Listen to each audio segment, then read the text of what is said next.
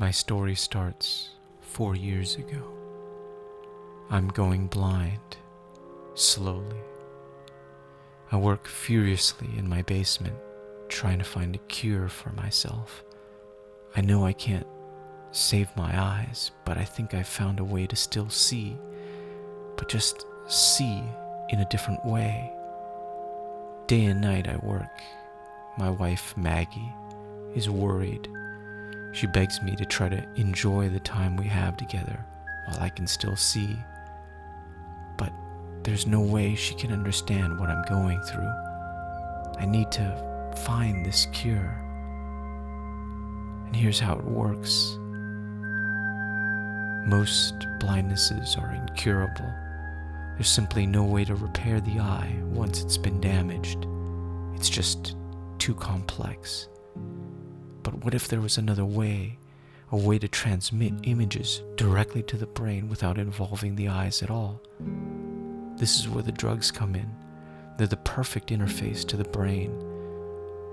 They're capable of triggering sensations and images in the mind, but unfortunately, they're also unpredictable. But what if there was a way to tame this beast, a way to project an image onto a drug before you took it, so once ingested, the image would form inside of you, shape by shape, color by color, like a Polaroid of the mind. I work at a lab. It's where I get the drugs I need for my experiments. But one day I screw up. I usually go into the bathroom to hide the drugs. It's the only place that doesn't have cameras. But I accidentally drop one of the vials behind the toilet. The next day, the janitor finds it, and they trace it back to me, and I lose my job. Where does a guy like me go for drugs?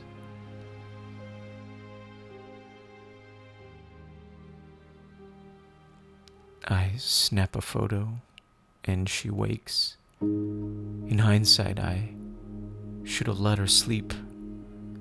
That day, Maggie peeks out of the window, and she sees me talking to Johnny. He's a friend of a guy I knew. Maggie watched us on the street and waited for me to return. Later, I learned that she snuck into the basement, into my lab, and searched through my desk. She found the packets that I bought from Johnny. I knew she wouldn't understand. She threatened to leave. I tried to explain to her, this cure isn't for me, it's for the both of us. With this cure, we'll be set for life. I won't have to worry about becoming a burden to her once I'm blind. I managed to convince her to stay, but she makes me promise never to buy again.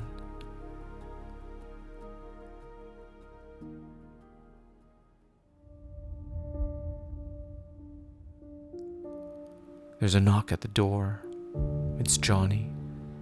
I let him in through the back. It's hard for me to go outside now with my vision the way it is. Johnny looks around the basement and sees all my equipment. He asks me if I'm setting up a lab, a meth lab. He's joking, but I'm not amused. Against my better judgment, I try to explain it to him, even though I doubt he'll understand. I tell him about my cure. I explain it to him, but his face goes stupid, so I dumb it down. I take a negative of a photograph and I insert it into a projector. I focus the image onto a sheet laced with chemicals. It burns slowly into the sheet. After it dries, I hold it out in front of Johnny and explain, one day, I'm going to help the blind see again by simply ingesting this tiny stamp. They'll be able to reconnect to the world, to read, to see loved ones, to be able to see themselves. I'll be their savior. Johnny stares at me silently. Then he begins to laugh. He slaps his knees and tells me mockingly that I've been smoking too much of my own shit. I yell at him to stop. Then I scream at him to get out, but he continues to laugh. This is when I go too far. I don't even remember what I called him. Small-minded, perhaps. Whatever it was, it flipped a switch inside of him. I never saw that kind of rage from a person. He grabbed me by the throat and told me he'd kill me if I disrespected him again. I crumble to the ground. Before he leaves, he tells me, "Your price just went up. You better finish up your little experiments because now you owe me $1,000."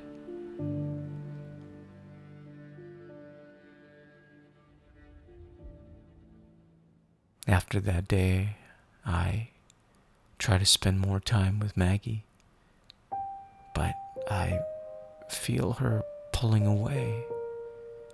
Even though my eyes are fading, I start to see how beautiful she is. I can't stand the thought of losing sight of that beauty. One morning, she delivers some news. She's pregnant. Before any words come out, my phone rings. It's Johnny. I know what he's looking for, and I don't have it. I'm broke, so I mute my phone and wish him away.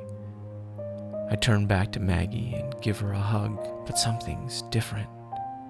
I can't quite put my finger on it. I just hope that I'll be able to see my child with my own eyes before it's too late.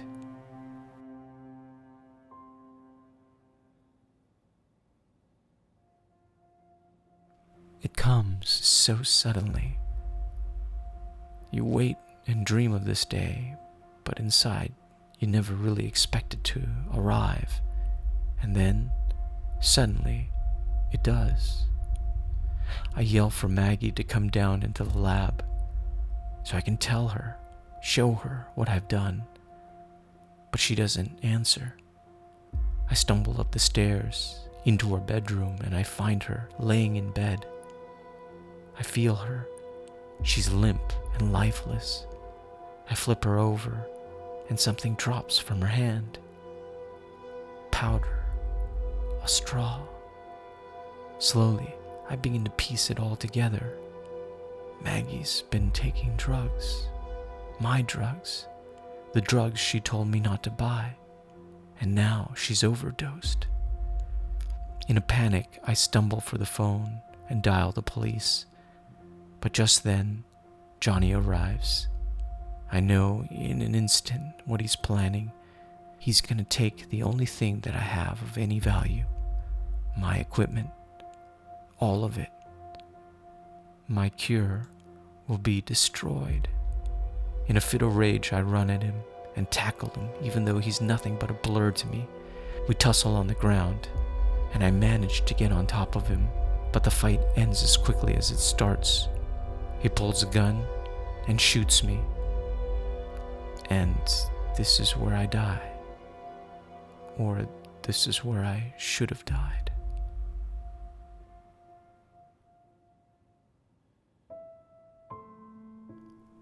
Now, we're back to where we started. That night, Maggie survives, but she falls into a coma. Johnny, he took what he wanted from me and I lost my cure. And eventually, I go blind.